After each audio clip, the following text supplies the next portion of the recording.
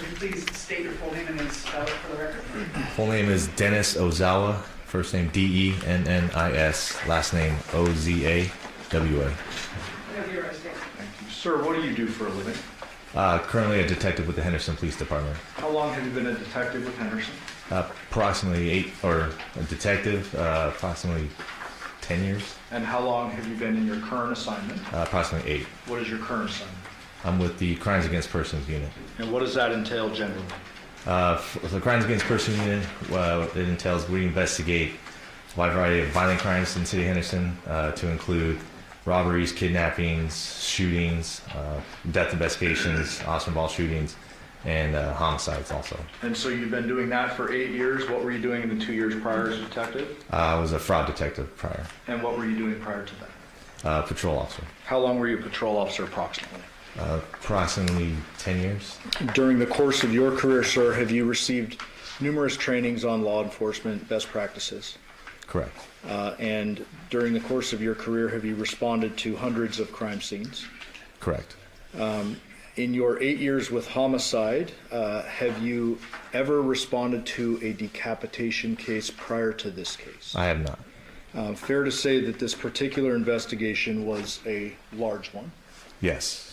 entailing many supports personnel such as crime scene analysts, other detectives from homicide, and actually some other detectives from other units called in to assist in the investigation. That is correct. In this particular case, did you get called out to a homicide at 2698 Haladura on August 7th, 2023? I did. Do you remember around what time you were called out? I believe it was approximately in 9:40 is when we were notified. 9:40 in the morning? Correct. And what time was the actual call for service, sir? I believe it was approximately 8:40 in the morning. Who was the person reporting? Yoko Willette. What was the general information you received before responding to the scene? From what we were told, that from dispatch, that Yoko had called in, advised that she had found her son, Jonathan Willette, in his bedroom, and he was all bloody, and believes that he was dead at that time. And so, is it fair to assume that fire and first responders went out to the scene before you did? Yes, And it was confirmed that Jonathan was in fact deceased? that is correct. Did you say the victim's full name for the record? Jonathan Willette. Once you arrive at the scene, you get called out around 9:40. What happens when you arrive? When we arrive, when we, meaning our Crimes Against Person Unit plus the crime scene analysts, we start to show up. As soon as we all arrive, we're waiting for a brief from the supervisor who's on scene. And then once we're there, he provides the brief, basically kind of explain what they did as far as entering the house, any observations that they made at that point, and then the fact that they had probably talked to Yoko, and then we found out about another person that was there at the time with Yoko. I believe his name was Masao Yoshida, that they were the only two there at the house. And then when the supervisor at that time was Sergeant Shields, who we had spoke with to give us the brief. Okay. Once you get your briefing from Sergeant Shields, is there a quick walkthrough done of the scene? That's correct. In addition to that, did you assign various investigators to different tasks in and around the scene? That is correct. Was witness canvassing conducted? Yes. What does that mean for the jury? For witness canvassing, we have other detectives kind of walk around the neighborhood and knock on doors, see if anybody heard or seen anything that night. And then for us, we're going to be talking to the witnesses that were on scene at that time too. During the course of the witness canvassing, did you learn of any witness who suggested that they heard a gunshot any time during your operative time period? No, Was there video canvassing done as well? that is correct. What does video canvassing generally entail?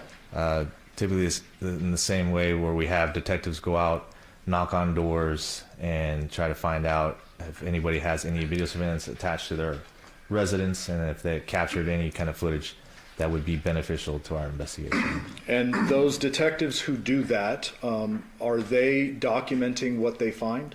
That's correct. And then ultimately, you as the lead investigator, do you receive that documentation?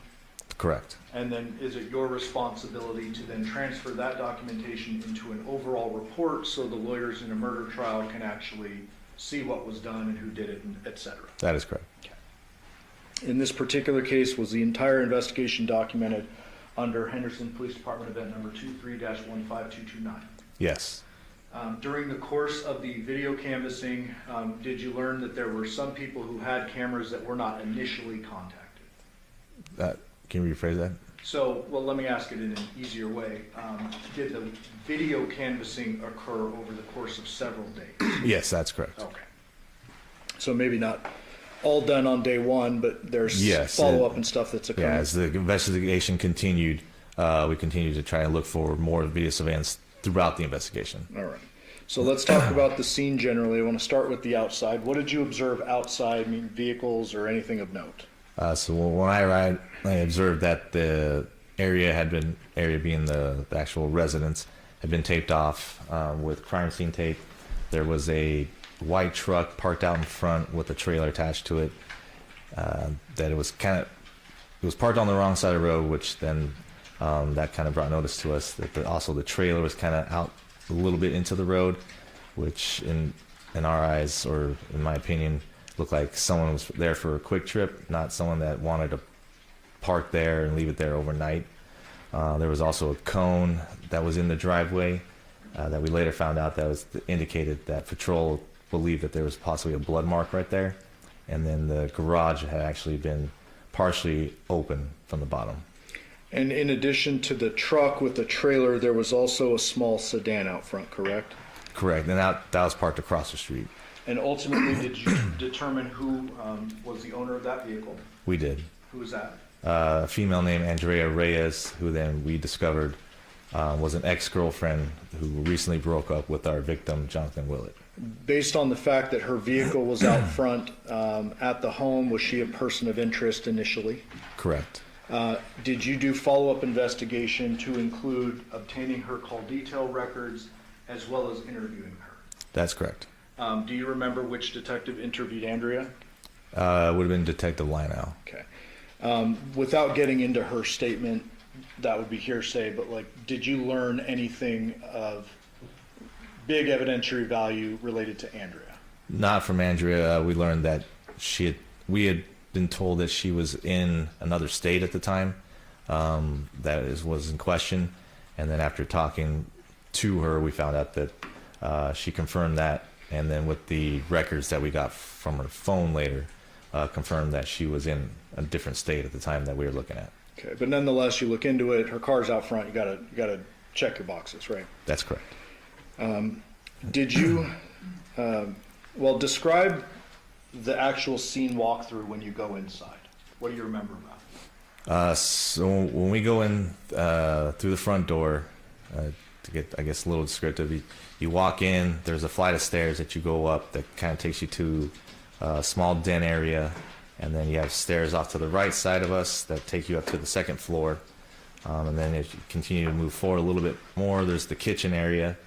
And then to the right of that, you have to walk back down a few flights of stairs, which is where Jonathan Willette's bedroom, makeshift bedroom, would be, because it's, I guess, technically a living room, but it's converted to his bedroom. I believe there are some sheets that were kind of covering the entrance up.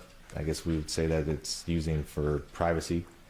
And then once you walk down those stairs, you end up going into his bedroom. You can't see the bed where he was lying at that time, because it's kind of tucked back in the corner. And then as you kind of move forward more into the room, you can see the bed, you see the blankets. You can't see him yet, and you don't see him his body until you get closer to the front of the bed, and then you start to wrap around. Then at that point you can start seeing the blood on the bed, blood stains, and then blood next to the bed at that point. And then when we get closer, or at least when I got closer, you could have that chemical smell that started burning your nose and your eyes at that time, which we were told from Sergeant Shields originally that was the same thing that they smelled. And I think they actually also mentioned that they had saw smoke coming from the body when they went through at their time. But There's also the chemical bottles that were observed in the hallway, ammonia, I believe it was bleach. And later on, we actually did search what, if you actually combine those together, what it does. It actually creates a toxic gas called chloramine. That was just something that was found out later. And then as you get, like I said, you got closer to the bed, you can see his body where it's just the top of his shoulders. The blanket was pulled up. And then you did not see you didn't see his head, obviously. His neck was severed. Blood was there on the blanket. And then we also noticed that there wasn't any blood spatter on the walls or on the ceiling. Just given the type of injury that we were seeing, you expect to probably see a little bit more blood in other places. And then just through that quick, brief walkthrough, I didn't see any weapons or any devices that were believed to be used that would have severed his head off at that time. As a result of that very strong chemical smell, did the walkthrough get kind of cut short and you step out for a while? That's correct. Ultimately, you need to get a search warrant from a judge in order to actually do a thorough search, correct? Correct. And was that done in this case? Yes, Did you at some point on the scene interview Yoko? we did. Did you learn, according to Yoko, who was the last person to be with John while he was alive? Yes, we did. And who was that? We discovered she had mentioned that a female name that she only knew as Nikki at the time, and said it was his ex that he had 2 kids with. But later on, we ended up finding out that her name was Devyn Michaels, or just a different name with Devyn Michaels.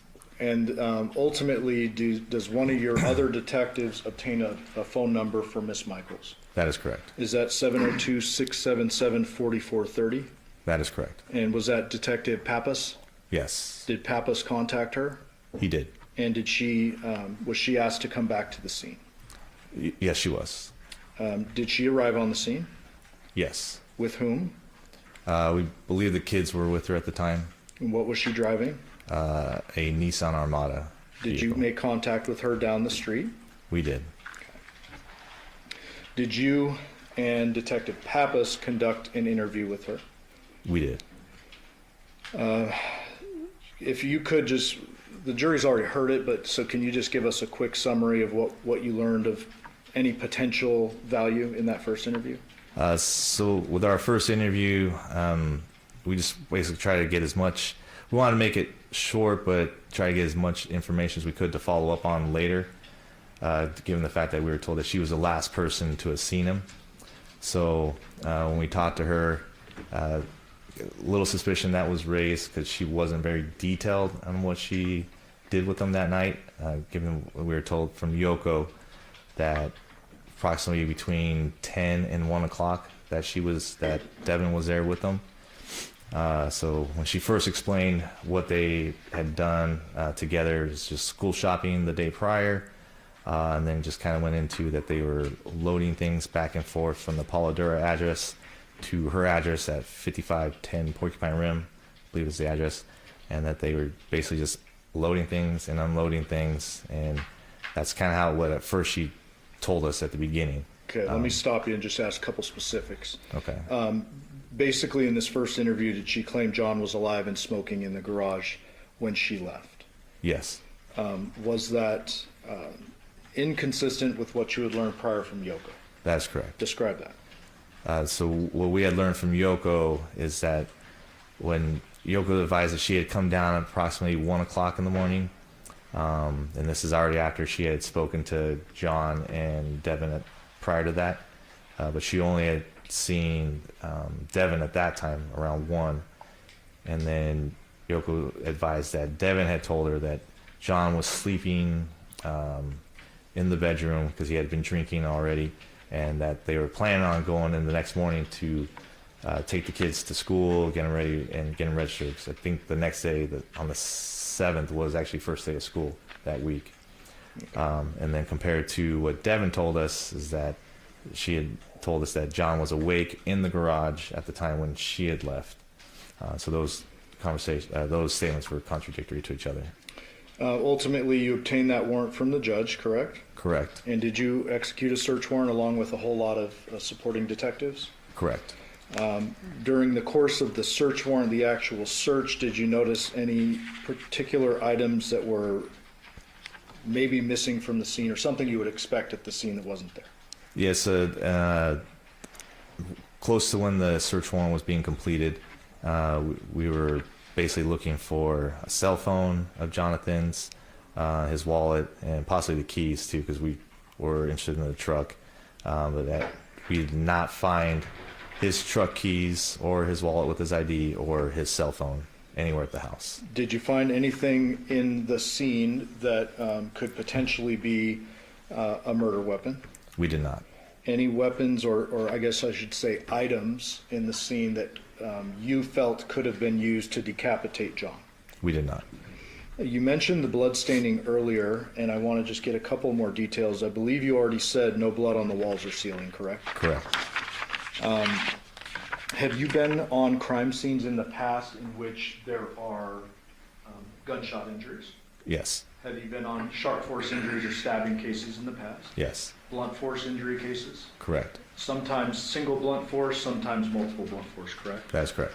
When it comes to multiple blunt forces, would you expect to see some cast off? That's correct. Why is that? From multiple blunt force trauma, when we say cast off, we say that after the first hit, which would cause the bleeding at that point, and then as the continued hits after the fact, the blood would be on whatever object that was striking the body or the head at this point, and it would have had cast off coming off the item, and you would have that somewhere on the walls or somewhere near where the strikes were occurring. But that's not necessarily the case if you have a single... For one single blow, no. Did you find any firearms evidence at the scene? No.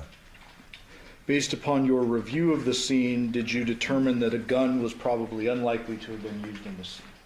Yes, so basically since the fact that there were no bullet impact marks, there were no, like in the wall, there were no bullet impact marks that we saw in the mattress, no blood spatter from a bullet impact going through a body or a head was seen. Also the fact that Yoko and Yoshida didn't report that they heard a gunshot, and there were no phone calls coming from the neighborhood that there was a gunshot. There was no reason to believe that a gun was used in this incident. As a result of that, are you generally kind of focused, narrowing your focus in on sharp or blunt weapons? That is correct. Not ignoring a gun if you come across it, but your focus, what you're really looking for is sharp or blunt. At that time, yes. Did you later learn that it was reported that a knife was missing from the scene? That is correct. Based upon the blood patterning as you saw it, can you describe kind of some of your investigative deductions you got from the blood near John? So when you got closer to the body and where you saw the blood on top of the actual mattress, you saw it there next to his body, and then you kind of saw some off on the side of the bed, and there was a little bit of pool of blood at the bottom on the carpet.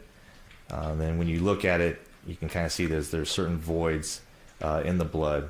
So when we round tabled it, talked together, it was kind of determined that, hey, there's probably something placed there, because where the blood was actually at, you could see, like I said, some voids. So where maybe a possible container was that possibly collected a lot of the blood, because even though there was a good amount of blood that was there on the scene, not as much as what you would believe, considering the type of injury that you saw with his head severed. Okay, and try not to ask this in too morbid a way, but if you're assuming, or did you assume the decapitation occurred there in the scene? That's correct. If you're assuming that is the case, and the head finally is lopped off, if there's nothing under it, would you expect kind of a splash or a different patterning? That is correct. Okay. Did you notice whether there was a doggy door in the room? Yes. And what did you notice about that, or what deductions did you come to from that? We were told that the doggy door was closed, which was unusual when we were told by Yoko. And then when you saw where the doggy door was at, next to the slider, and you witnessed that it actually was still shut at the time. Okay. As a result of the observations you made at the scene, did you or other detectives contact the defendant over the phone? That's correct. Was that you? Yes, it was. Okay, and same phone number we just mentioned a minute ago? That's correct.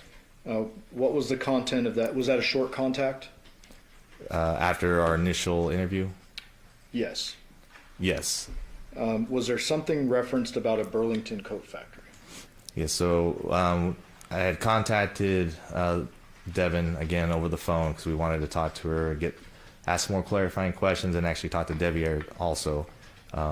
So we asked if she was willing to meet. She said yes, and then we were going to head up to her place at 5510 Porcupine. During that conversation, she had mentioned that one of her daughters had actually told her that while they were school shopping at the Burlington Coat Factory, somebody a male had approached the daughter. I can't remember which one it was, but a male had approached the daughter and Jonathan at the Burlington Coat Factory and made the comment, I believe, "I'm coming to get you." So being that it's still early in the investigation, things that we need to investigate everything, as myself and Detective Skinner are driving to the Porcupine Rim address, we had another detective go to the Burlington Coat Factory that she said that they were at and review video surveillance from that place. And what was learned during the course of that? So the video surveillance was reviewed. I believe Detective Kondratovich, who then relayed to me that at no time did he see anybody approach John and his daughter, and it looked like there was any kind of confrontation at all with anybody at the store. Okay, so something that the defendant mentions it, you attempt to verify it, there's no evidence of it, but you note it for your investigation. Correct. And then did you start heading toward the 5510 Porcupine Rim address? Yes, sir. Who'd you go with? Detective Skinner. As you arrived on scene, did you notice any trash cans out front? Yes. In Throughout addition, the neighborhood. Throughout the neighborhood? Correct. Okay. In addition to noting it's trash day, there's trash cans throughout the neighborhood, did you notice anything as you approached the actual home? Yes. Go ahead. So when we're approaching her house, her vehicle, the Nissan Armada, is parked on the left side of the driveway. And at that time, Devyn was already outside. It looks like she was taking things from her car back to the house. So then we follow her up the driveway, and as walking up the driveway, I see a black cell phone on the ground in a spot that typically you wouldn't see a cell phone just sitting on the floor. So I take note of that, and it looked like it was either dropped or left there. But at this point in time, we know that we're still missing John's cell phone, so the possibility that could be a cell phone. Take note. I let Detective Skinner know that also, and then we continue to follow Devyn inside the house. And just so we're clear, as you're walking up, I'm not going to pull the photos up, but you said the defendant's vehicle is on the left Correct. of the driveway, parked nose in, facing the home. That is correct. Where is the cell phone in relation to her car? It would have been close to the garage on the driver's side of the vehicle, and near the rock landscape that's on the outside of the driveway. The vehicle meaning the Nissan Armada? The Nissan Armada. On the correct. driver's side? Correct. Okay. Why is it that you don't go pick it up right there and you just take note of it and talk to Skinner about it? Because at that point, we want to be able to talk to Devyn and Devier, and we want to be able to not have them know that we have that phone at that point, because we're not sure if it is John's phone, and if it is, then obviously our interviews are going to be different when we talk to them. So if it's actually evidence that we're going to need or use, it's going to be something that we want before we can talk to them and get more information from them.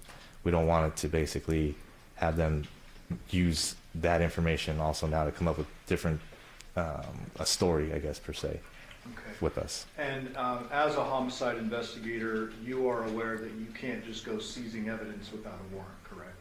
Correct. And so even if you wanted to, you couldn't just walk up and seize the cell phone at that time. You would have to get a judge to sign off on an actual search. That's correct. Okay. Did you make contact with Devyn? Yes. Where was that? Was it out front, inside? Do you remember? Initially inside the house, and then I conducted an interview with him inside my vehicle. And did you conduct a recorded interview? That is correct. Audio recorded? Yes. Did you notice anything about Devyn as you began to talk to him? When we entered my vehicle, there was a heavy odor of alcohol that I detected, and then he actually apologized in the interview at the beginning, saying that he had actually been drinking since he had gotten home, and said he was sorry that he was basically possibly intoxicated. Did he say why he started drinking when he got home? Basically because of the news that he found out about his dad being deceased. And you've spoken to dead people's next of kin and families many times in your career. That is correct.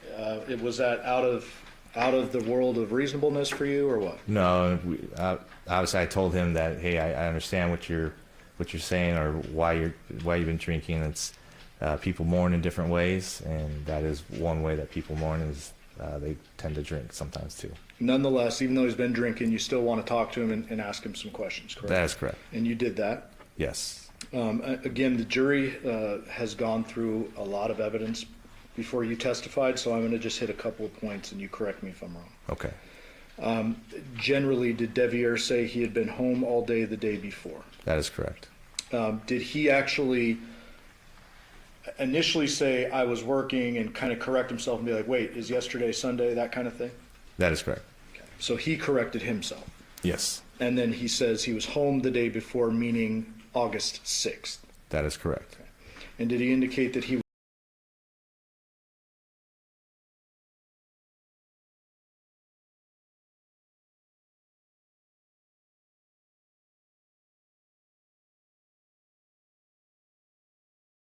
Devyn a bit younger than the defendant? He was.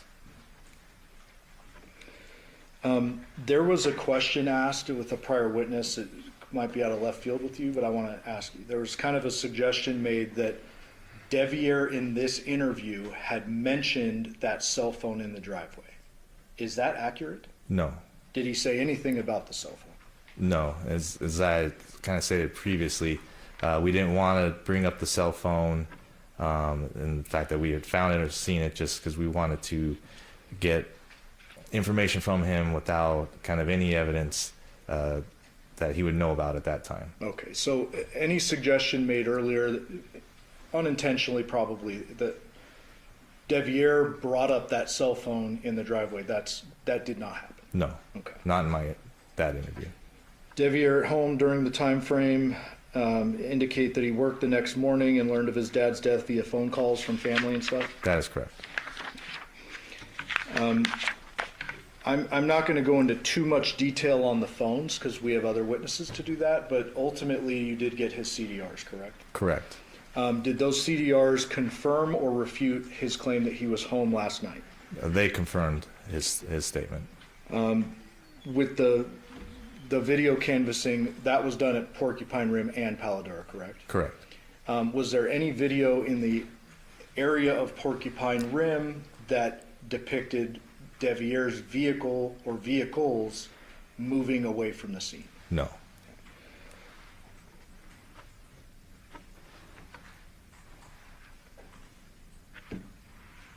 And while you were talking to Devyn, did Detective Skinner talk to the two young girls? That's correct. Okay. Did you conduct an interview with the defendant, Ms. Michaels, prior to executing the search warrant on Porcupine Rim? Yes.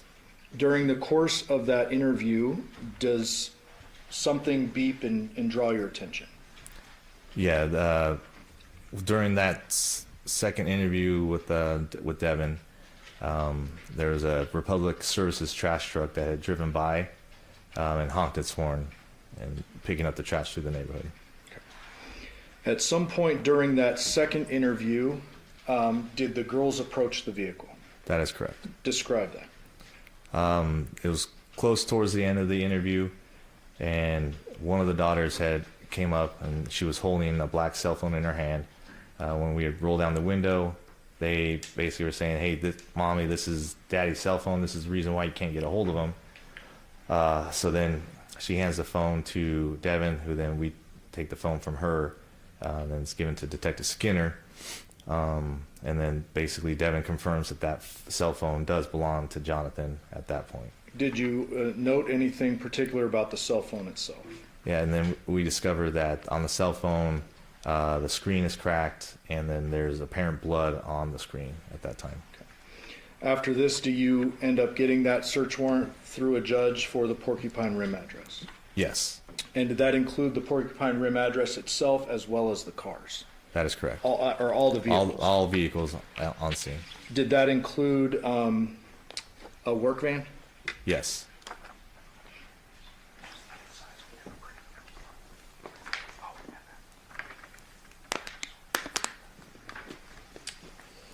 And Your Honor, we had missed these earlier, so I believe there's a stipulation to 653 to 658 as well as 659. Okay, so 653 to 659? Yes. Okay, 653 to 659, we admit it? Did you yourself conduct a search warrant on the work truck? I did not myself.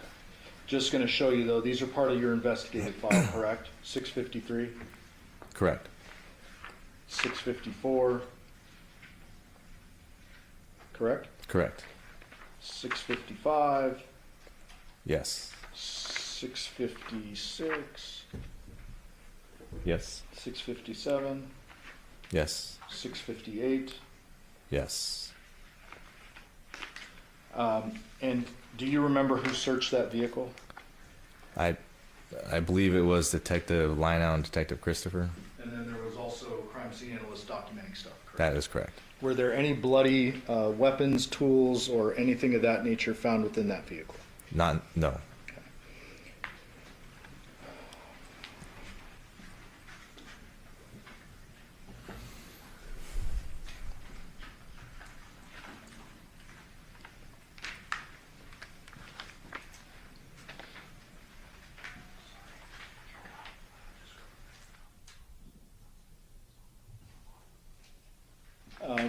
Was the small sedan also searched? That is correct. Was there anything of note or evidentiary value associated with that? There was not. Did you note how the van was parked in relation to the car? Not the Nissan Armada yet, but the small sedan. The work van that Devier said that he was the one using, yeah, it was parked partially in front of the Honda Civic. And we just kind of took note of that. It's strange because there was a lot more room on the street to be able to park to where there wouldn't be any reason why you would block the vehicle. Okay. Was the Nissan Armada searched on scene or no? Not on scene, no. Was it sealed on scene? Correct. States 250, is that the Nissan? It is. And 248, is that a different angle of the Nissan? That's correct. So earlier you were describing where that cell phone with blood and cracked screen was found. Is it over here to the left in this photo? That would be correct. Further off? Close to the rock landscape off there. Got it. Did you observe anything about the Nissan itself? When you first looked at the Nissan, it looked freshly cleaned on the outside, like it had been ran through one of the car washes that you just drive through, because it was clean, but yet you could still see like the water stain marks on it still. 251, this is a better photo that actually shows the rock. So it was over, was it this way more toward the driver's door or? Sorry. Don't click or the judge will yell at you. Okay. We'll be on break while we. You can toggle over, but don't click. So it would have been somewhere around this area right here. Okay. And for the record, you're just pointing to the small gap of rocks we can see in 251. That is correct. Yes.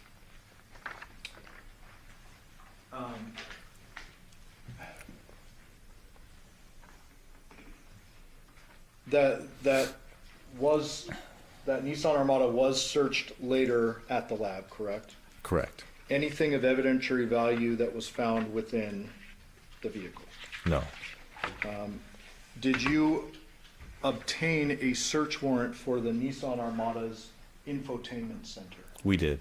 And did you execute that warrant and one of your detectives pull the infotainment system with data out of it? That is correct. Ultimately, did you review that pretty thoroughly? Yes. That data associated with that? Correct. Was there anything of note related to that as well as the victim's phone?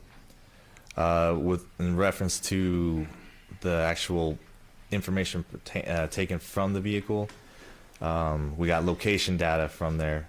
So it showed from when it left Porcupine Rim and then went back to Pauladura, and then we had it leaving Pauladura middle of the night around 2:04, I believe, and then heading back to Porcupine Rim. And then with our, are you saying about our victim's cell phone? Yes. Later on, we were able to figure out that his cell phone had left the same time as the vehicle, which for us would say that Devyn was in possession of his cell phone at the time when it went back to the Porcupine Rim address.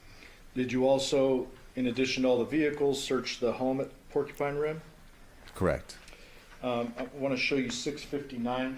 Can't remember if we had marked this earlier, so I just added it.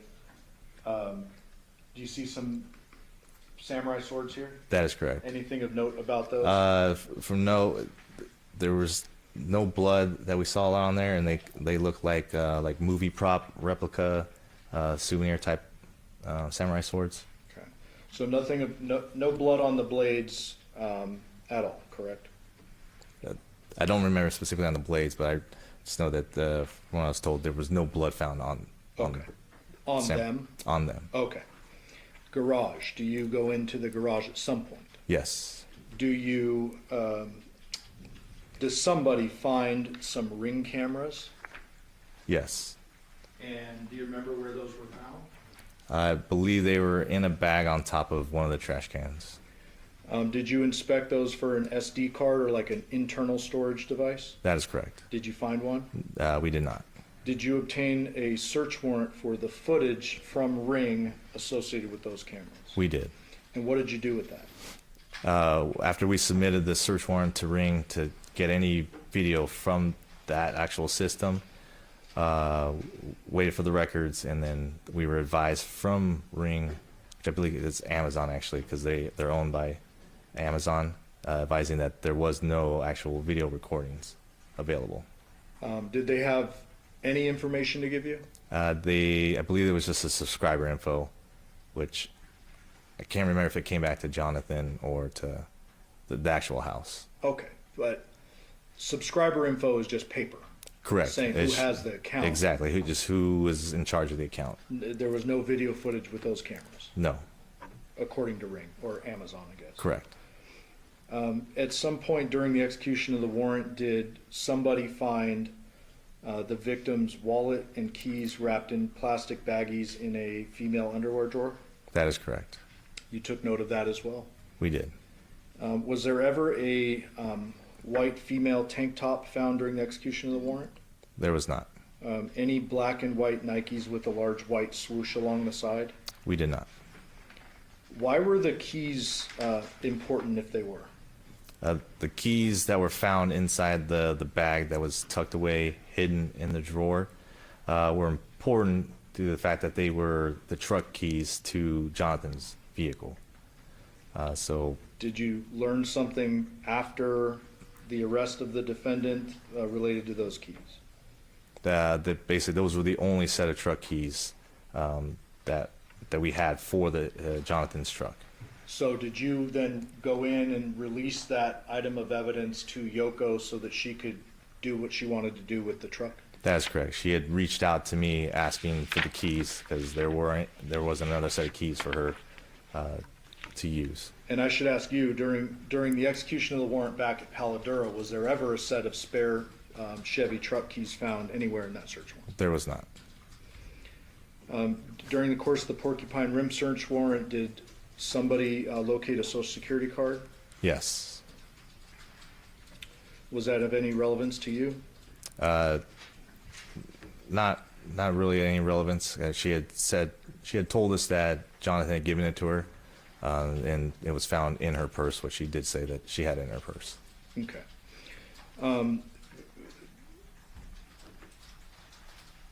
Is it a fair deduction that if someone wanted to make changes to custody or school paperwork, they may need the Yes. The They would Social need social Security security card, probably the ID, and any other kind of identifying information for that person. Did you locate guns inside the home? We did. I believe you previously testified that the scene didn't appear consistent with gunshot, but do you take note, document all those guns, etc.? Correct. Pictures are taken and documented of the weapons that we found, but like we said earlier, there was no evidence at that point to say that a gun was used, so they were just noted and documented. And ultimately, at this particular scene, are there 11 electronic devices that are taken and later analyzed by digital forensics? That is correct. One being the victim's phone that was in the driveway. Yes. Was one of them Devier's device? Correct. Another one, the defendant's device? Correct. And then any other electronic devices you or anybody else found during the search warrant? That is correct. After the search warrant is conducted, or while it's still going on, do you conduct what'll be the third interview with the defendant? Yes. During the course of that interview, were you receiving information from your fellow detectives that were still inside? That's correct. One of those things being they found the wallet, the ID, the keys, and that? Yes. Did you ask the defendant during this third interview about whether John's wallet would be at her house? I did. What did she say? I had asked her, I think I actually had asked her if she knew where John's wallet was at, and she had told me no. Okay. Did you then go a little bit further and ask her about, or I guess confront her with the fact that you had found it in the house? We did. And what did she say about that? Then she had mentioned that she had multiple wallets of his with other IDs in it when we confronted her about also the ID. And then we had also talked to her, basically confronting her about that. Well, it's the most current ID. Why would you have that? And she really didn't have an answer for us for that. I'm going to ask you a very important but specific question.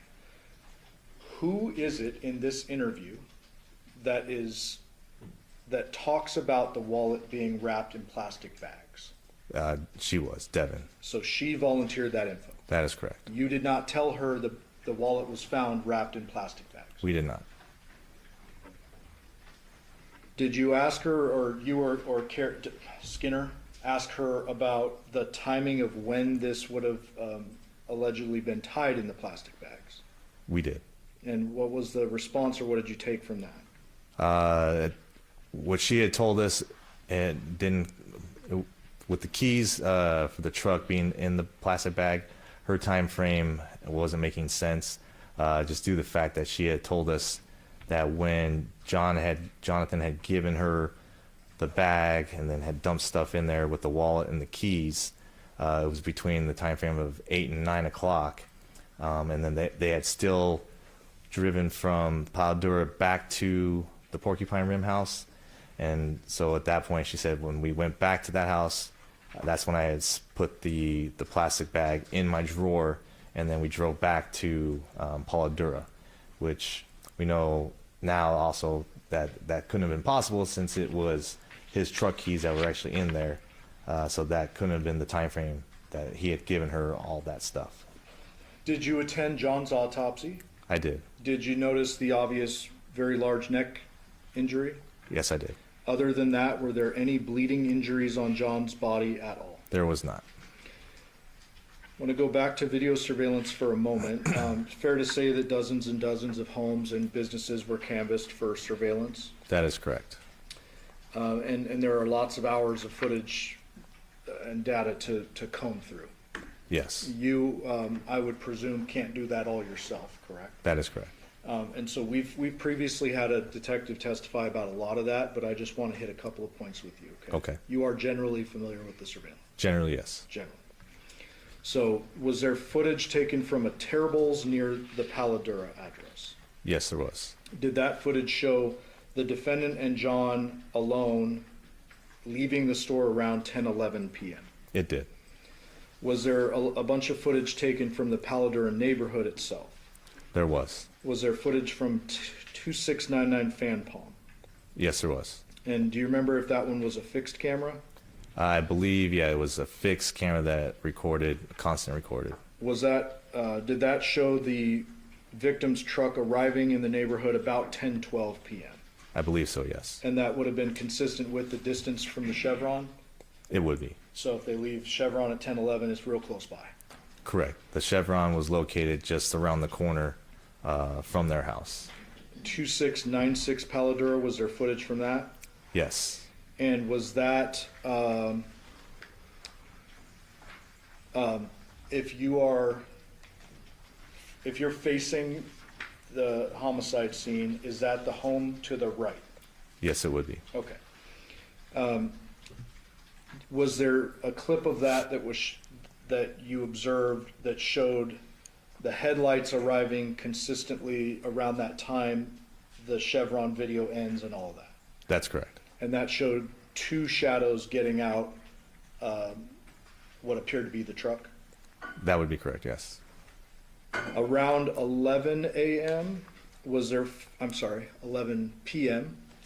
was there footage from that camera showing a figure put something in the Nissan, turn it on, and then move it forward a little bit? Correct. And then based on where you know that the truck was the next morning, did it appear that the Nissan moved nose to nose with that truck? It would have, yes. And fair to say that once it goes off screen, you can't actually see it? No. Obviously. That same camera, was there an activation at 2:04 a.m.? Yes, And does that depict generally the Nissan backing up and leaving? that is correct. Video from Porcupine Rim. So we're moving now to Porcupine Rim. Was there a couple of videos that showed Devier's work van parked behind the sedan? Yes, And did it appear that work van stayed in the same spot from night to morning? that is correct. Was there video taken from 6505 Taylor Creek? Yes, And was that a motion activated camera? that was. Did it appear to you that the motion settings or the sensitivity was kind of weak on that one? Yeah, and I believe I was told that it only activated when there's some kind of movement around the front of the house. The house itself that it's on? Yes. Okay. Okay. 6621 Gray Jupiter, was there a fixed camera on that? Correct. And was that one continuous recording and not motion activated? It was. And is that positioned essentially at the only vehicle entrance and exit to the neighborhood? That is correct. And does that show the victim's truck leaving at 9:29 p.m. on the 6th? Approximately, yes. Does it also show the defendant's Nissan Armada entering the neighborhood at 2:39 a.m.? That is correct. Does it also show Devier's work van leaving at 7:31 a.m. for the first time? It does. There's a road that's behind the Porcupine Rim address. Is that Rebecca? I believe so. Was there any video surveillance at the Rebecca Road? Did you canvass that? I did. Was there any video surveillance on Rebecca Road? No. There's also a CVS that was mentioned. That's correct. Devyn had told us that when she left the Polidor address, she had driven home, but prior to getting home, she went to pick up her, I think, child's prescription at the CVS, and then she gave us the specific place that, the specific address of the CVS. And you follow up on that? I did. And was there video showing the defendant in the drive-through prescription line at 2:28 a.m.? Correct. Was there anyone else seen inside the vehicle other than the defendant? We did not see anybody else in the vehicle. Okay. At some point in time, you and your fellow detectives make the decision to arrest the defendant, correct? Correct. After her arrest, is there another interview conducted by detectives Christopher and Lineau? That is correct. Okay. You did not witness that, so you can't speak to that, correct? I did not. Did you receive from them, without saying what it is, but did you receive from them after the interview like a one-page handwritten drawing? Correct. After that, do you conduct a whole bunch of follow-up investigation and start receiving information and analyzing it? That is correct. I want to talk about the Burla real quick, Burla being the Nissan Armada's infotainment. Yes. Did that particular item of evidence show pinpoint GPS tracking? It did.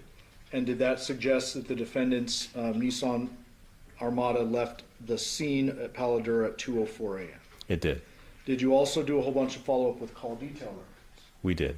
And I believe you mentioned this previously, you obtained the CDRs for Andrea Reyes. Yes. Did those rule her out? They did.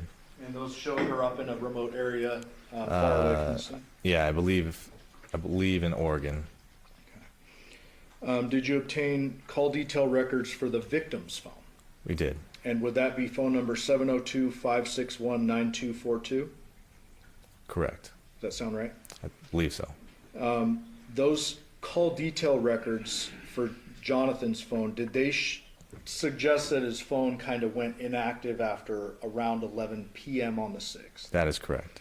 And then they show that that phone pops up at Porcupine Rim the next morning. It did.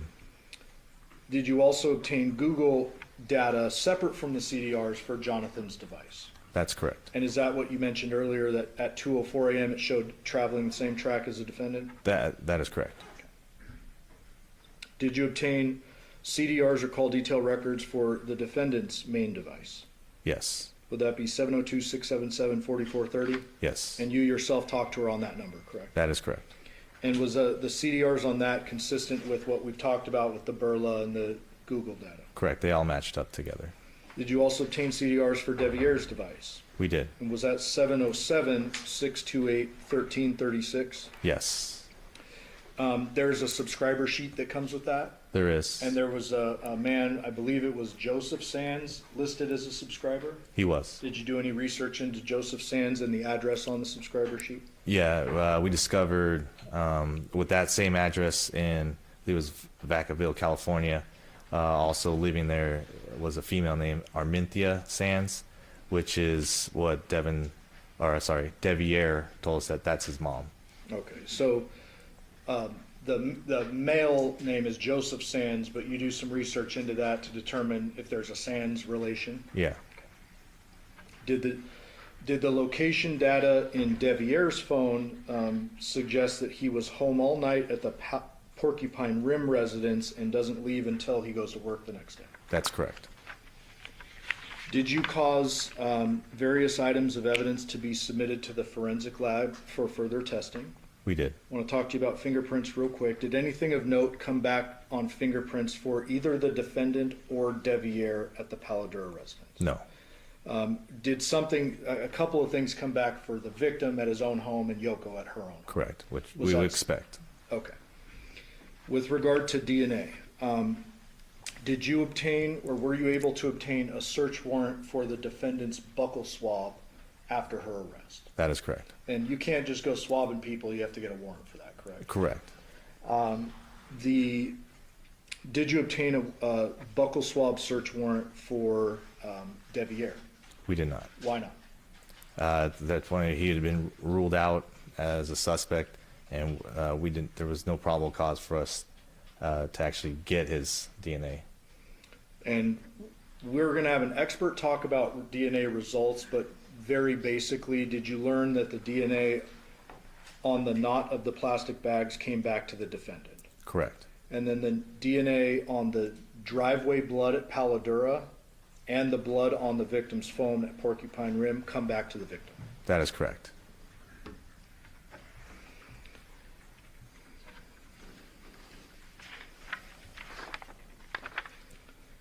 Detective, I'm almost done with you. Just one little last line of questioning here. During the course of your investigation, you're receiving information consistently for an extended period of time, correct? Yes. And ultimately, your job is to try to put it all together and see where it all fits, correct? That is correct. Were you able to establish a timeline based upon all the evidence for the homicide? We were. And fair to say that a forensic pathologist, medical examiner, they're a little wishy-washy when it comes to timing death, correct? But you could say that, yes. Okay.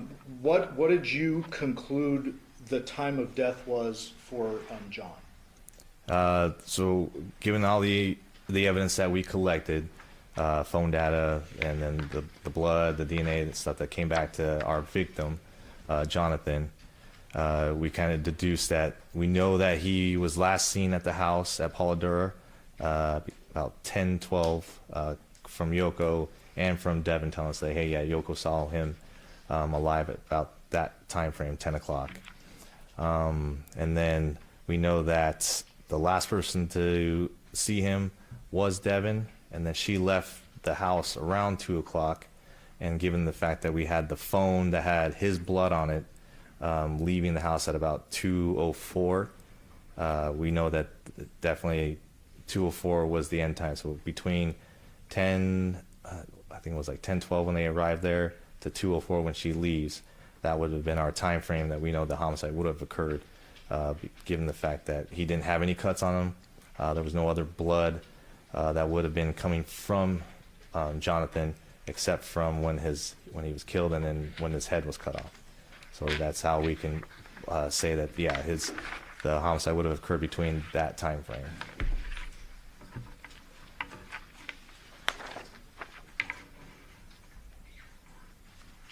Pass witness, thank you. Your approach. Yes. All right, Detective, I just remind you, you are still under oath. Yes, ma'am. Mr. Johnson, you may begin your cross-examination. Thank you. Good afternoon, Detective. Good afternoon.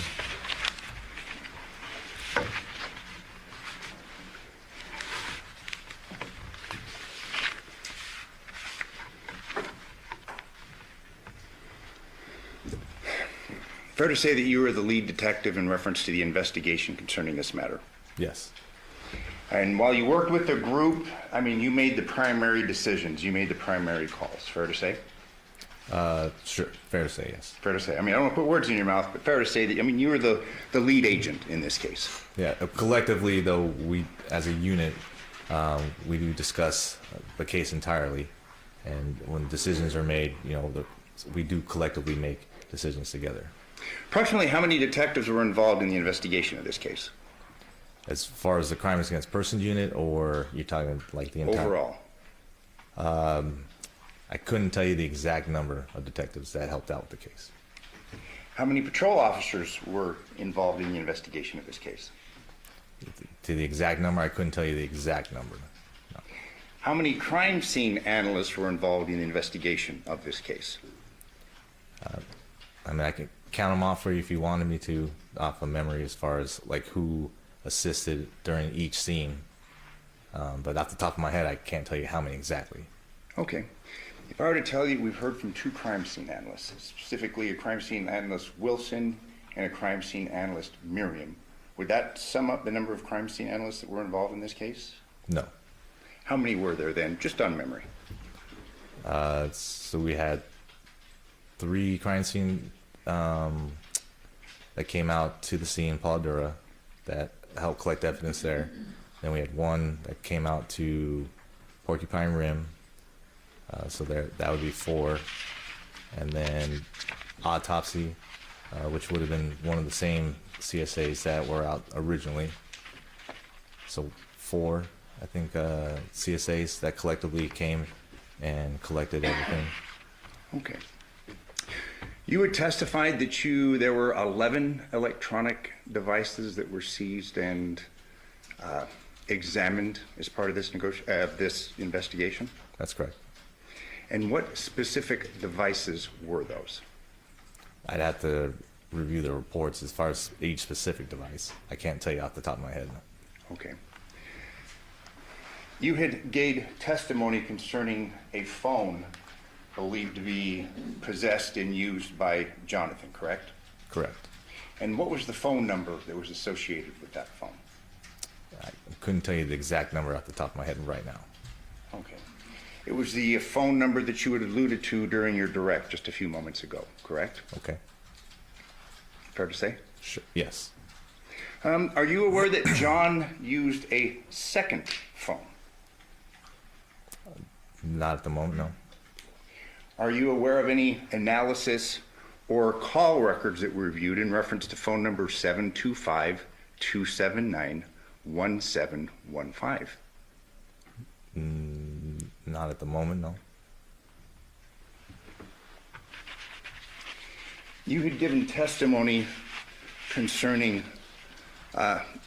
various items that you found both in the Porcupine Rim residence as well as the Paladera residence, correct? Correct.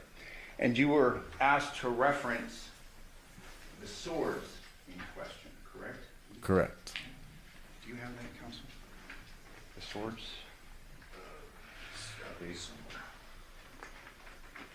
And we don't take issue with the photograph, but I have some questions concerning that.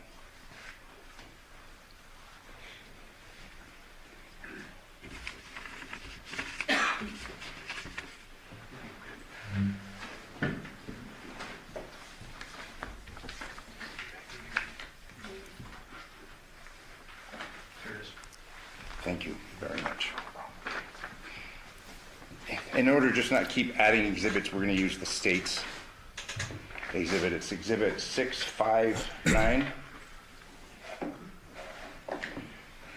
These were swords that you gave a testimony concerning that were found in the Porcupine Rim residence, correct? Correct. You had testified that there was no blood on the blades, but all we have is this photograph of the swords, correct? I believe I said that I wasn't positive as far as being blood on the blades, but as far as when we examined them, which I didn't examine myself, but was told that there was no blood or any type of evidence on them that we believe was evidentiary value, and that they looked like prop collector stuff items. These weren't seized as part of this investigation, correct? They were not. They were not preserved or kept impounded into evidence, correct? They were not. So basically we have this photograph of these three swords, correct? Correct. And your testimony is that, well, I think you said, I don't think there was blood on them, correct? No, I believe that I was told that there was no blood on the actual swords. And who would have told you that? The detectives that were conducting the search warrant at the time. Detective Lippisch, we heard from him earlier today, would have been Detective Lippisch? I'd have to go back and see who was at the house on the first search warrant at Porcupine Rim. Fair to say we don't have any photographs wherein the blades are shown or preserved for a later hearing, like the trial. That's correct. No swabs were taken of either the blades or the handles, correct? Correct. No analysis, forensic analysis was done of these blades, correct? Correct. No fingerprint analysis was done on these swords, correct? Correct. Including the blades. Correct. And we're dealing with a decapitation case, correct? That is correct. Fair to say that samurai swords would kind of fall in that realm of importance when it comes to a decapitation case? Depending if they were real samurai swords. Well, and you're saying that you're not, but what do we have to show that they aren't? We have the photographs. I understand what you're saying.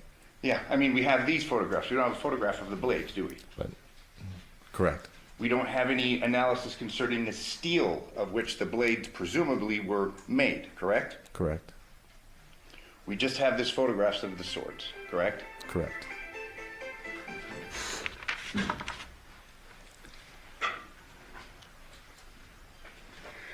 There was a photograph shown, I believe it was the second day of trial, concerning the bathroom area of the Paladura house, the downstairs bathroom. Do you recall? Do you know? Have you reviewed it? I've seen the crime scene photos, yes. Was there any analysis done inside that shower? Off the top of my head, I couldn't tell you. I would say that there probably would have been. I couldn't tell you off the top of my head right now if there was analysis done. No swabbing the interior of that shower, presumptive test, blood, nothing? That you would have to ask the CSAs that were conducting the processing of that house. No DNA swabs submitted for further analysis of the contents of that shower? Like I said, I wouldn't be able to tell you if it was or if, no, we didn't submit any swabs from the shower. I can tell you that. Okay. You had testified that no guns were impounded through the course of this investigation, correct? Correct. And that was because I believe your testimony was that nobody had said anything about hearing a gunshot, correct? That was part of it. It was also given the fact that we didn't have any bullet impact marks inside the house. There wasn't any blood spatter that you would believe to see from a bullet going through somebody anywhere inside the house. And then the fact that nobody had actually heard a gunshot or was reported a gunshot. So that was all part of it, correct? You had testified that when you came across the body, you had noticed that there was not that much blood found, correct? Given the circumstances. Given the circumstances, I thought that there'd be a little bit more blood there. So this crime scene, you'd agree, was something that was out of the ordinary. Unique. It was unique. I mean, assuming the head had been severed by a mechanical powered saw, we would expect there to be cast off from this saw, would we not? I guess it depends on what type of saw was used. And you're aware of the analysis done by Dr. Burns, wherein she opined her conclusion is that a mechanical powered saw was used. Correct. In addition to a knife or perhaps a sword, correct? I don't believe she said a knife, no. But nonetheless, you didn't find anything indicative of a mechanical powered saw upon your review of the crime scene where the headless body was, correct? Correct. But we know, at least based upon the anthropologist's expert opinion, that a mechanical powered saw was used, correct? Correct. In reference to a gunshot, again, you're just presuming a gunshot didn't occur, a gun wasn't used to kill this gentleman, correct? Given all the evidence that we saw at the scene, we hadn't had anything to say that there was a gun used in this incident. But there's really nothing to show other than what the anthropologist found, that a mechanical powered saw was used, correct? I mean, we have an anthropologist that said a mechanical powered saw was used, correct? To sever the head. Yes. Correct. And there was no evidence found concerning that mechanical powered saw, correct? Correct. You have a person that's dead, cause of death unknown, no guns are impounded or tested, correct? Correct. No gunshot residue tests are done concerning the decedent's body, correct? Correct. No gunshot residue tests are performed upon Willette's hands, correct? Correct. No gunshot residue tests are performed upon Devyn Michaels' hands, correct? Correct. As stated previously, there wasn't any evidence to say that a gun was actually used.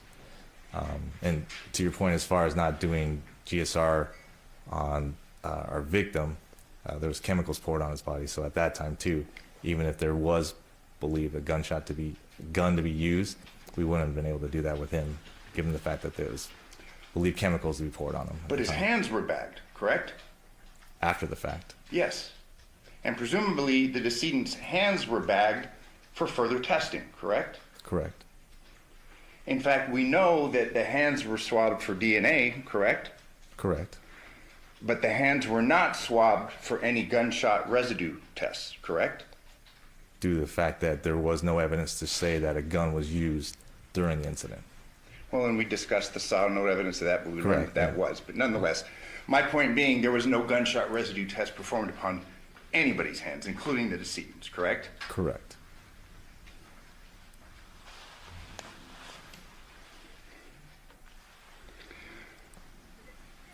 You were present during the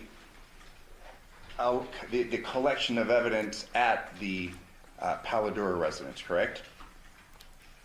I was present during the search warrant, but as far as being completed, I had myself and Detective Skinner had already left the residence to speak with Devyn and Devier.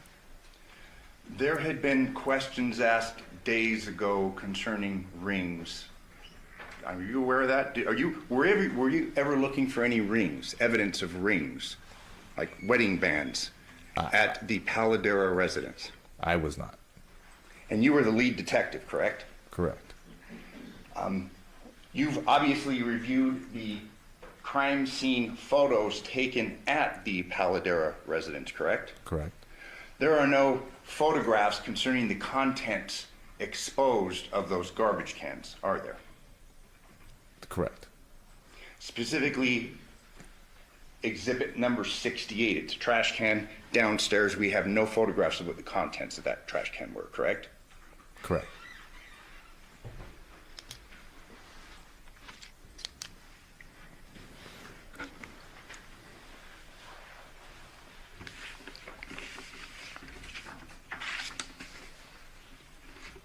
In reference to electronic devices, I'm going to show you what's been marked and by the state, state's exhibits 284 and 287. This is 284. This is the Porcupine residence. And I'm going to ask him some questions concerning electronic devices. We have an Xbox here, don't we? That's correct. And I'm showing you State's Exhibit 287. That's an Xbox here, correct? I believe so. I couldn't tell you just looking at that picture right there. You agree in the course of the investigation, reviewing text message and otherwise, Devier Willette was a gamer, wasn't he? I don't remember saying that. Okay. You're not aware of text, he's gaming, complaints from Devyn concerning him playing all the time? Not aware of that? I'd have to review the text messages. That's an electronic device, correct? Correct. And you're aware that gamers are able to communicate with one another through a game platform, like an Xbox. Correct. That Xbox was not seized or analyzed for potential evidence, was it? It was not. So you'll agree with me that all of the electronic devices were in fact not seized or analyzed through the course of this investigation? From your definition of electronic devices with the Xbox, yes. Not all of them were collected. That one in particular, in the room that Devyn and Devier shared, that was not collected, correct? I couldn't tell you if they shared it or not, but that one was not collected, no. You were asked concerning tennis shoes, shirt, shorts that presumably Devyn Michaels was wearing the night of August 6th, correct? Correct. This search warrant at the home was executed on August 7th, 6 p.m., give or take? Approximately. She had given an interview at 7:55 p.m. wherein she had discussed being in the terrible hearse with Jonathan, correct? Correct. The video that we saw from a prior witness, that was collected by Detective, I believe, August 11th. Does that conform with your recollection? I don't know the exact date it was collected, but it would have been after the search warrant.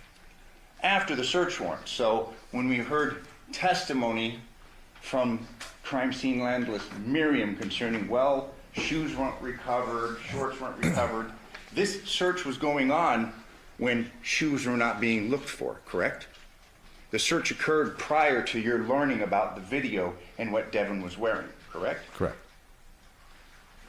Or we had video from the Burlington Coat Factory, and I believe pictures that were being sent from the other detective that reviewed that video. So all we had at that point, I think, was the dress that we had actually seized from the residents at that time. Let me ask you about that. Since we're on that point, Do we have copies of this Burlington video that's been referenced to? We do not. You didn't preserve that, did you?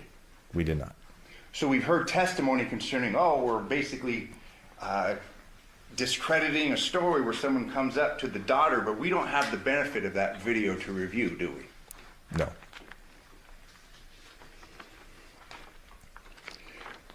There are a couple of photos that were taken in reference to the Porcupine Rim search. I'm going to show you it's 265A. Or I'm sorry, it's just 265. We do see a couple of tennis shoes here, don't we? Black with white soles. Yes. Those were not collected through the course of this search warrant execution, were they? They were not. I'm going to show you what's been admitted as state's exhibits, exhibit 2021 291A. Presumably this is a closet in the Porcupine Rim residence, correct? Correct. We have tennis shoes up here, don't we? That is correct. But those weren't collected or put into evidence, correct? They were not.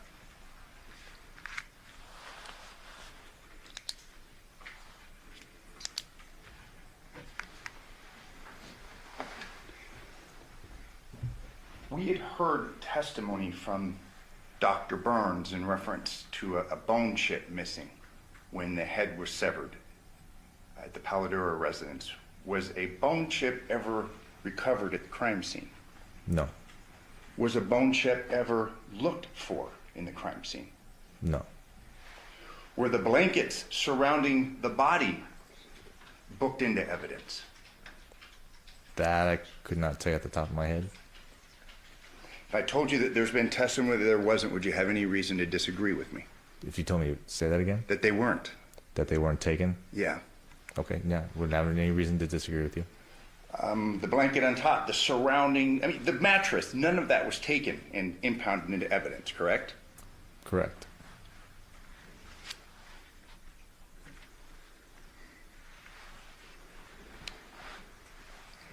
There was testimony from the last witness elicited concerning footprints in the backyard of the Paladura residence.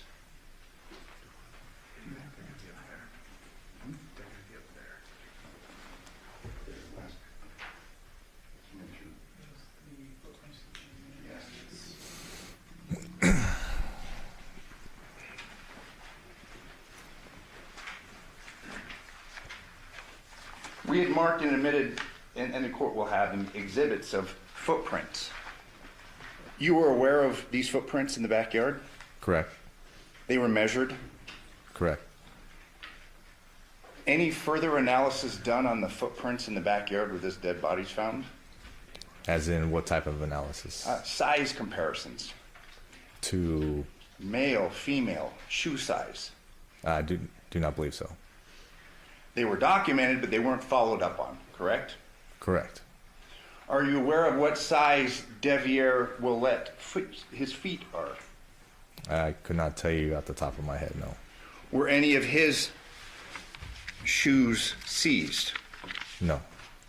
Fair to say that those photographs appeared fairly recent, like fairly recent footprints, based upon the review of the photographs? I could not tell you if they were recent or not. Okay. But they were fresh. I mean, they were there. They were in sand, correct?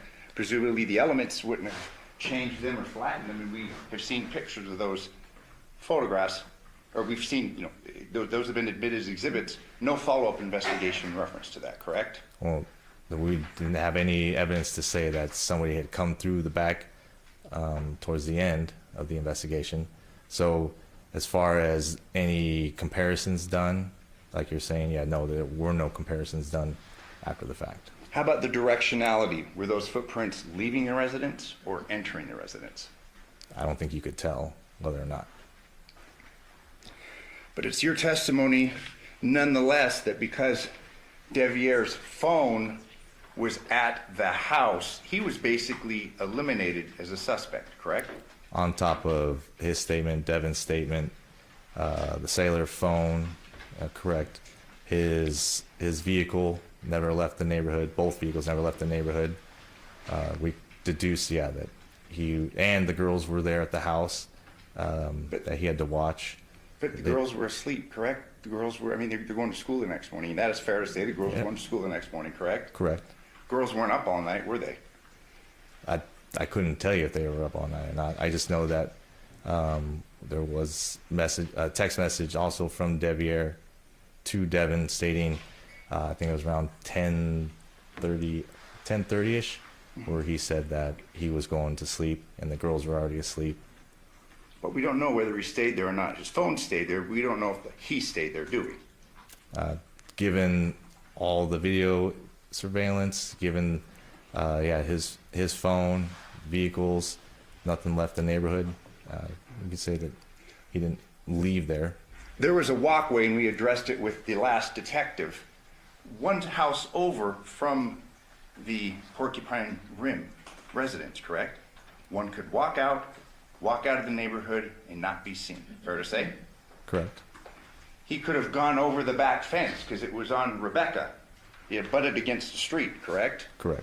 There was a presumption that perhaps someone had driven, but again, the video coverage of the Porcupine Rim residence was not perfect, was it? Surrounding Porcupine Rim? Yes. It was motion activated. Correct. And subpoenas weren't issued to get the entire documentation of the comings and goings, correct? Homeowners were relied upon, correct? And whatever they turned over. Correct. But if you have motion activated cameras, they would have access to all the activations that are with the cameras. So subpoenaing, if you're asking us if we subpoenaed the actual company, see if there's extra video, You weren't. we didn't. You had to rely upon the voluntary participation of the neighbors, correct? Correct. And you'll agree with me, sometimes in Clark County in the Vegas Valley, oftentimes neighbors don't necessarily, they aren't the most cooperative, fair to say? Sometimes, correct.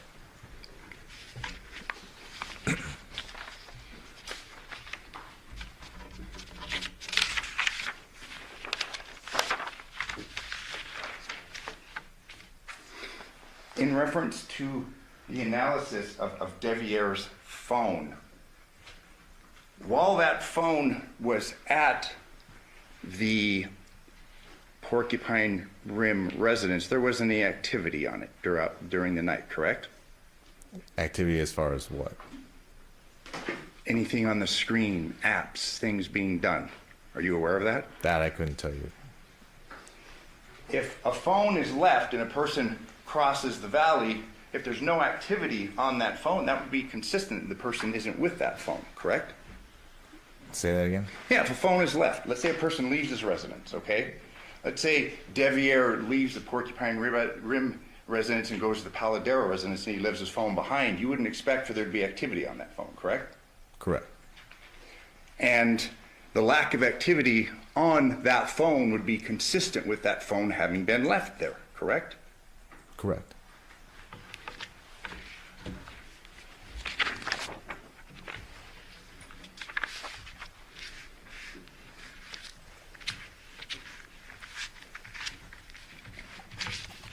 You testified that no DNA evidence was taken from Devier to compare it with any DNA that was taken, correct? Correct.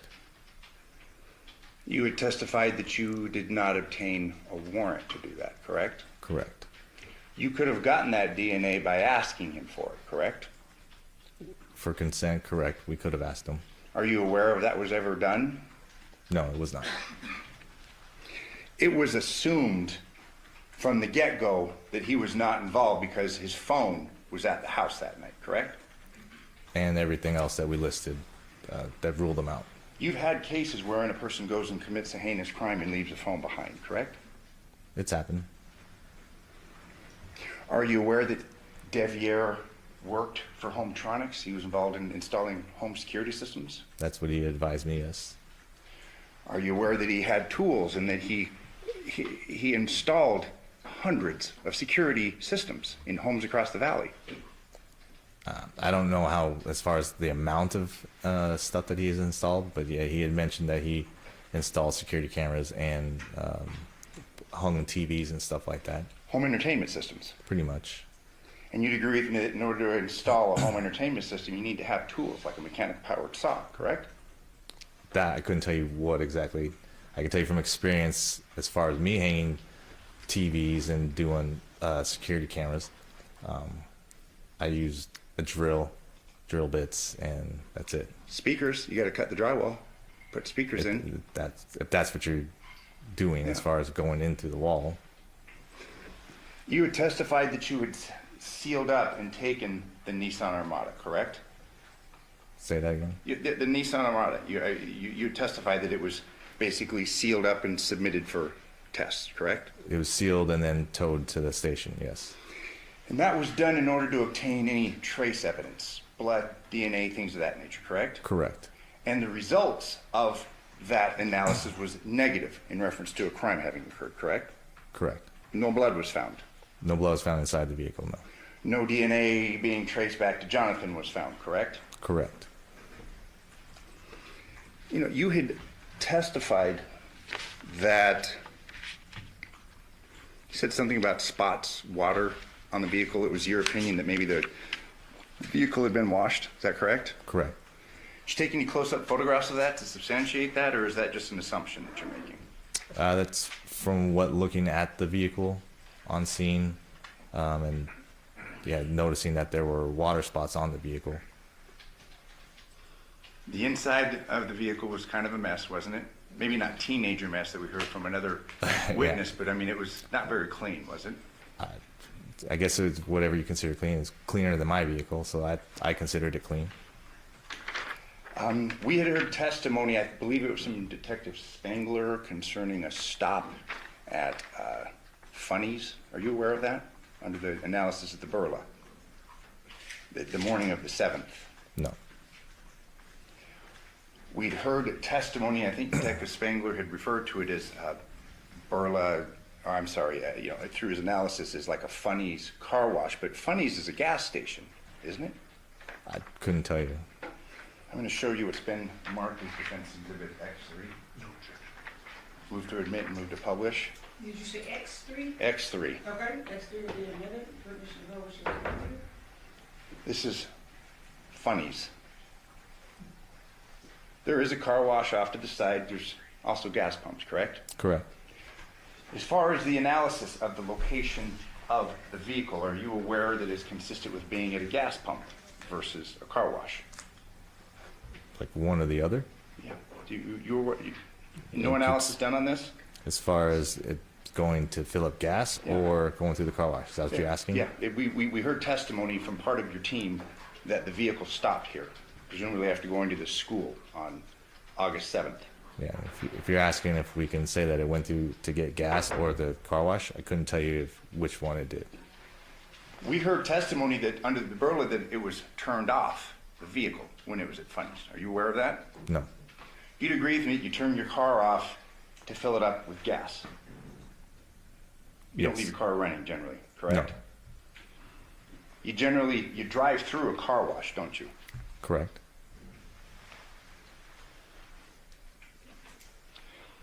Are you aware of the movements of this Armada the morning of the 7th? Not all the movements, no. Okay. Through your investigation, you learned that Devyn took the girls to school, correct? Correct. In fact, you had learned earlier through your investigation that there had been a discussion with Jonathan of the girls going to the school next to Devyn's house, correct? Correct. Took the girls to school that morning, went to Funny's, fair to say, got gas. I can't dispute that, no. Okay. Also went to Taco Bell, correct? Like I said, I don't know all the exact spots that the vehicle went.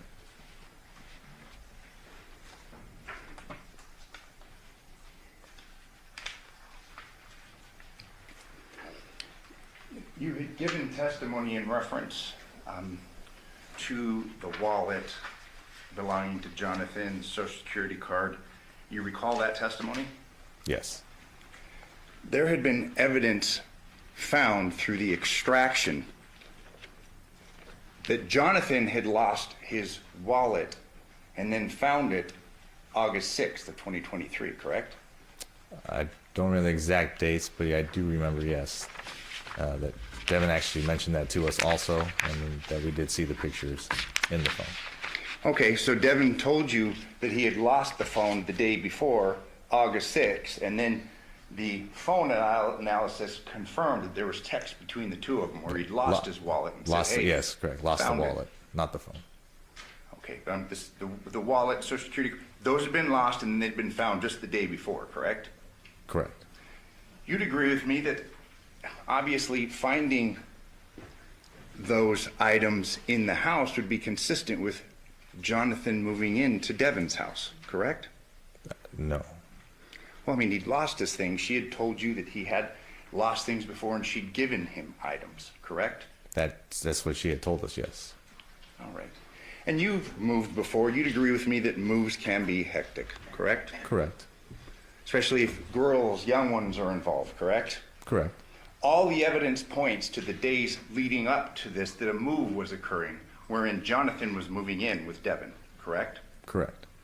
The girls had been at Devyn's house since around May 27th of 2023, correct? I don't know the exact day, but I believe that she told us they were there up until school ended, and then once school ended, the kids went with her. Yeah, and they were with her all summer, correct? Correct.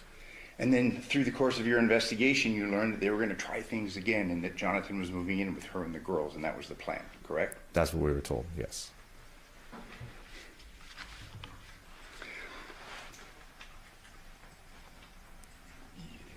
Through your investigation, walking through the house at Paladera, there are empty alcohol bottles, correct?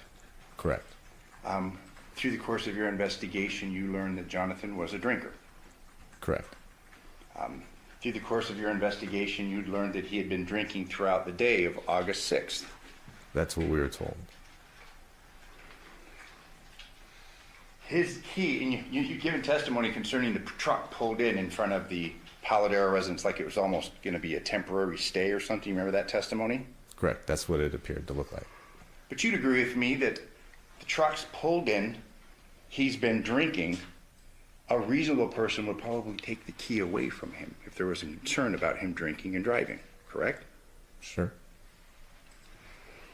You had testified that when you came up the driveway, Porcupine Rim, it's your testimony you saw a cell phone off to the side, correct? Correct. That was the side of Devyn's vehicle, correct? Correct. You had testified that she was moving things. It appeared she was carrying items in to the residence, correct? That's what it appeared to be. You can't say when that phone was dropped, whether it was accidentally or otherwise through the course of this move, correct? No, not exactly. You are aware through the analysis of the phones that Devyn had sent a voice note to Jonathan's phone at about 4 a.m., correct? Correct. And that concerned registering the girls in the morning, correct? I believe so.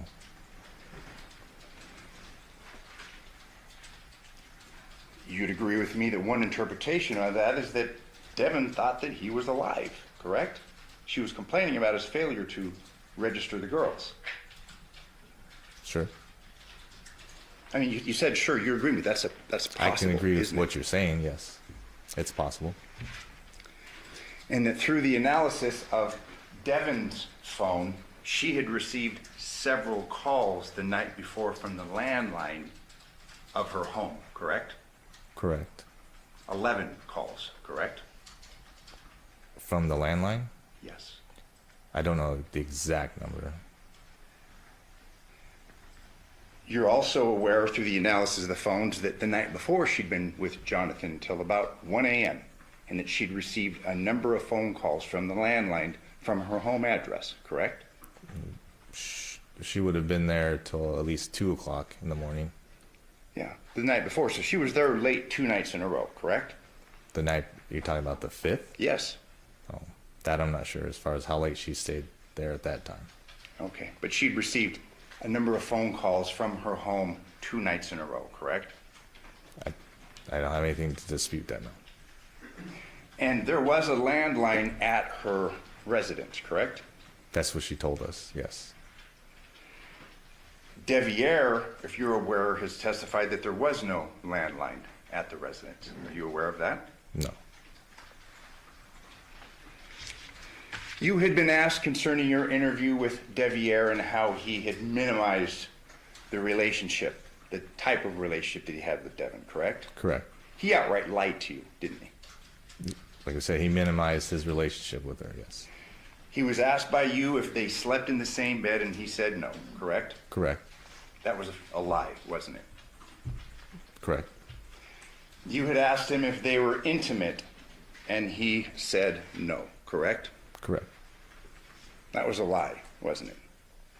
It's what, yeah, he told us, and what Devyn had told us also. They were both minimizing that relationship. They were both covering for Devier. Isn't that right?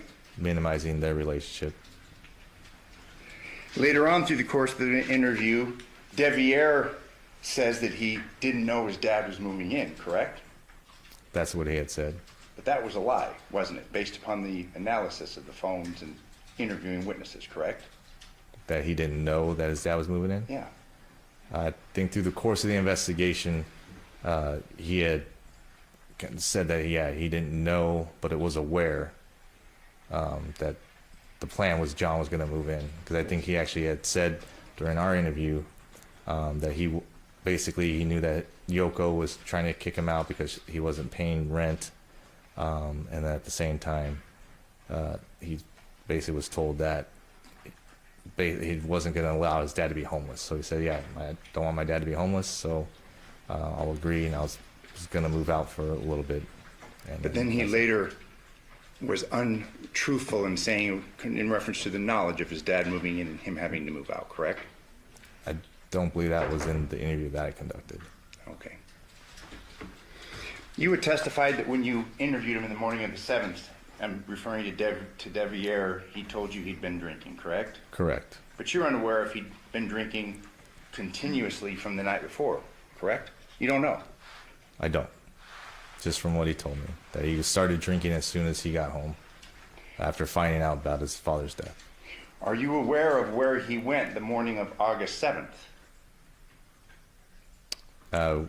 Not specifically. We do have his phone tracks that show that he had driven around town. Okay. But you really didn't follow up or look too closely at that because he really wasn't on the radar. In fact, he was told that he was under the radar, correct? Correct.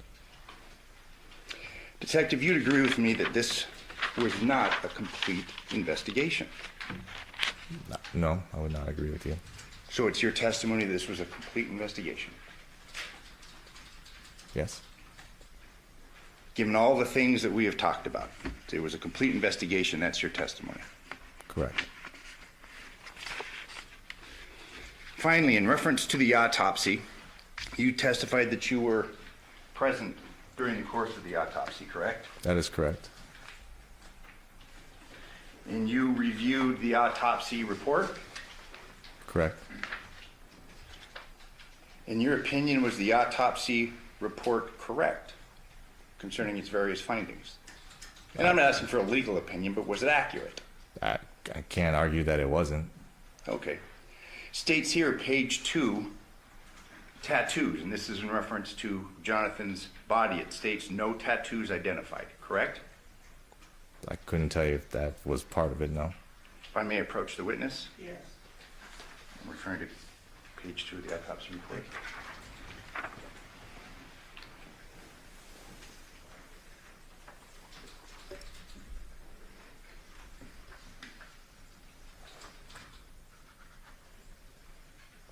Which part are you referring to?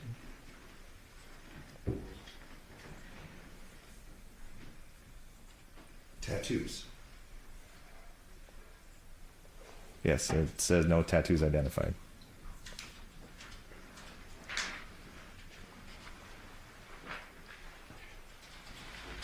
If I could have these two marked. That's the next couple of defense exhibits. Why Z and Z3? Yes, Y3 and Z3. Y3.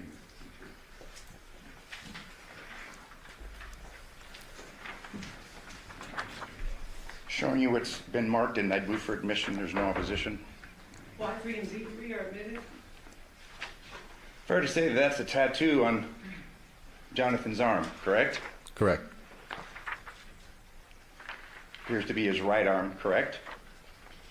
I couldn't tell you from this view. Z3, left arm, correct? Correct. So we've got a mistake made, at least one of, I'd submit many, concerning the autopsy. It states no tattoos. He's got tattoos, correct? Correct.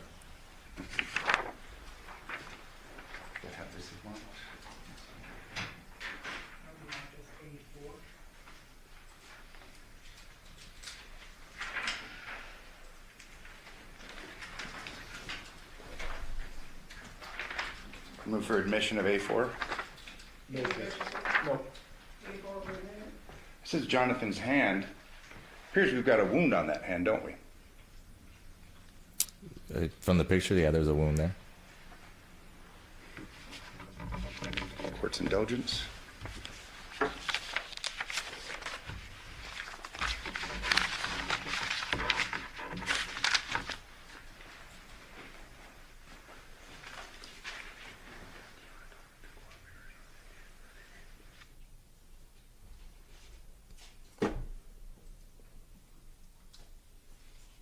Just one final question. Through the course of your investigation, you came in contact with the Principal Leatherman, and it was learned that Jonathan and Devyn were planning on enrolling the girls to the school next to Devyn's house, correct?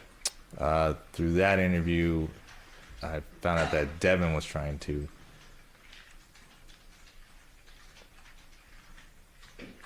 But then you make reference to Jonathan wanting to enroll the girls with her, correct? At the school near her house. I believe so, yes. Thank you. I have no further questions.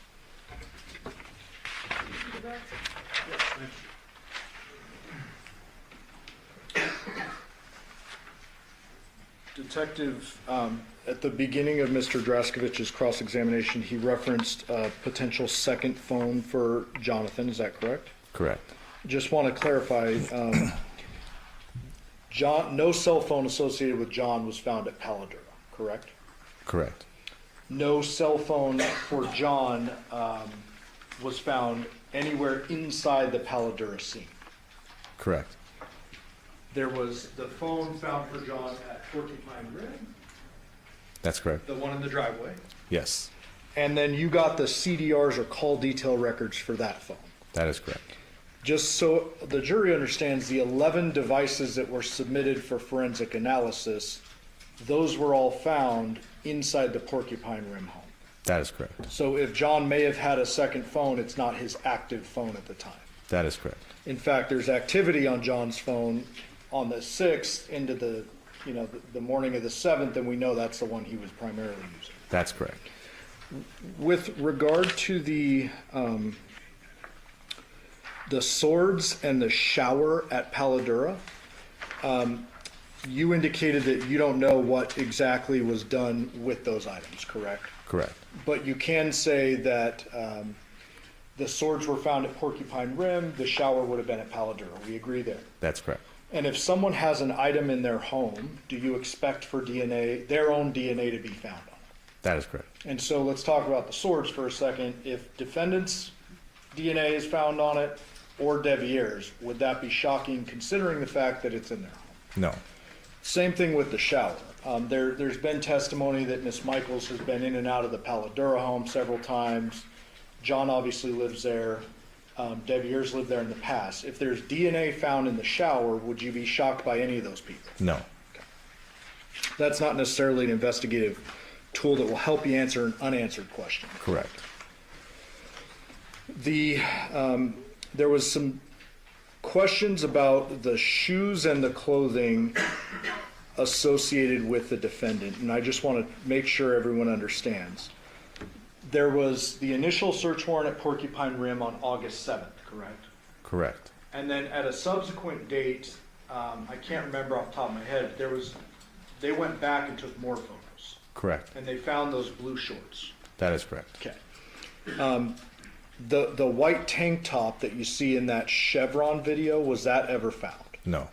And then there was photos of, I believe it was 2 sets of black and white shoes, you recall that? That's correct. But your testimony is no one ever found the black and white shoes with the big white Nike swoop That is correct. that was seen in that Chevron video. Yes.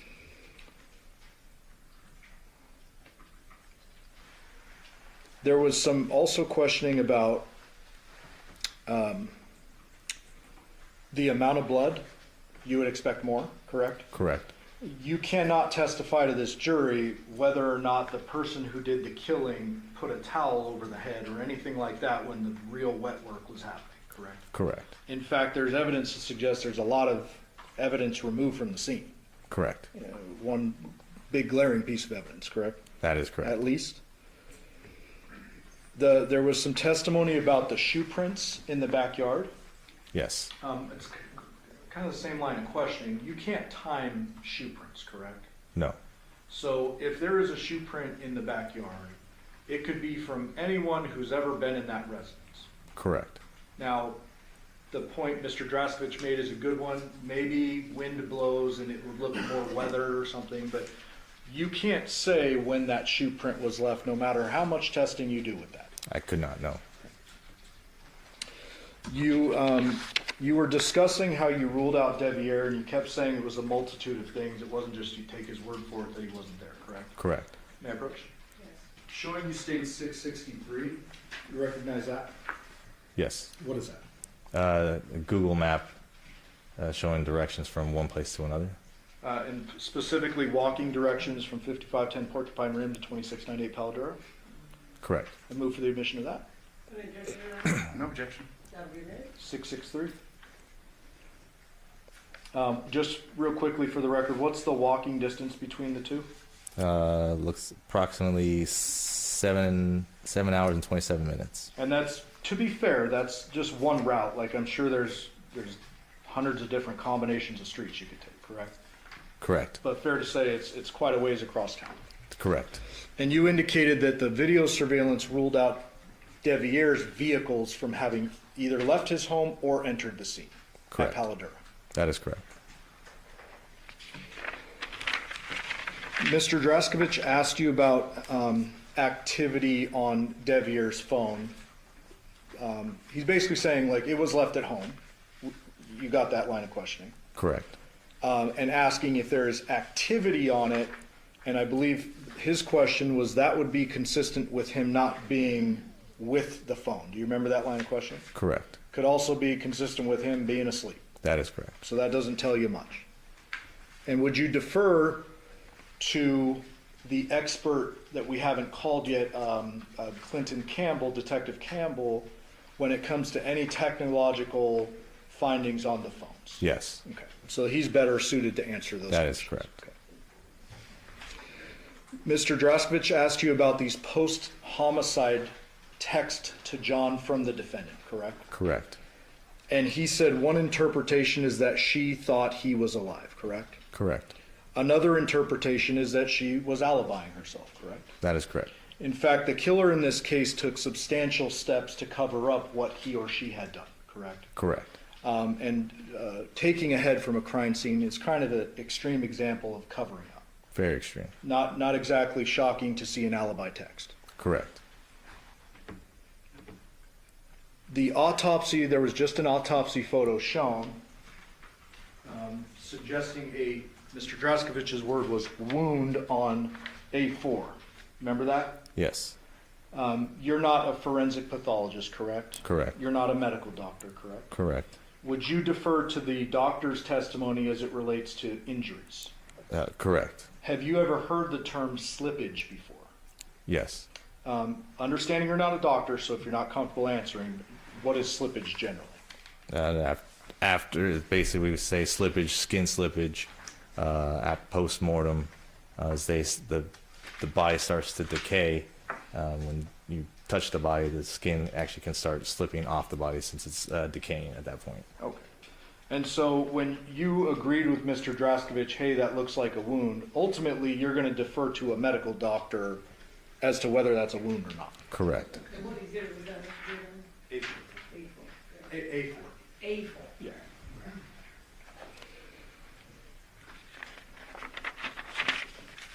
And Detective, I apologize, I forgot to put these up before. May I approach? Yes. Almost done. You recognize all of these? Yes. And do those all appear to be images of the relevant folks we've been talking about? Correct. Judge, I move the admission of 13, 609 through 613. Number 13, 609 through 613? No objection. That's what they're all reading. Thank you. Just for the record, 613, who is that? Masao Yoshida. 612, who is that? Victim Jonathan Willette. 611, who's that? His mother Yoko Willette. 609, who is that? Devyn Willette. 610, who is that? Devyn Michaels. 613, who is that? Jonathan with his 2 kids. Do you see the defendant who you arrested for murder with use of deadly weapon here in the courtroom today? I do. Can you please point to that person and describe something she's wearing today? We stipulate the ID of Devyn Michaels. All right, identification has been stipulated. Thank you, Your Honor. I'll pass the witness. Thank you, sir. Any follow-up, Mr. Jackson? As far as deferring to the medical doctor in this case, that's the same medical doctor that said that there were no tattoos, correct? Correct. No further questions. Any follow-up on that? No, thank you. Do the ladies and gentlemen, do you have any questions for this witness? If you could write your question on a full sheet of paper with your name and your jury number. Counsel for the third.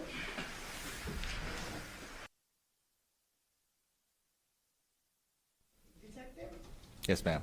was there an inventory of tools taken in Devyn's work van and verified with his employer? There was not. Okay. And at any time, was the missing knife ever described to you? Yes. If so, could you describe the missing knife? What type of blade? Was it serrated, the size or length? It was described as kind of like a meat cleaver hatchet type. Okay. State any follow-up based on the jury questions? Just, I don't know if you caught that part. It said, was it serrated or not? She said no. Thank you. Any follow-up? No follow-up, thank you. Okay, do the ladies and gentlemen of the jury have any further questions for this witness? Okay, seeing no response, detective, you are excused. Thank you very much for your testimony here today. Thank you, Your Honor.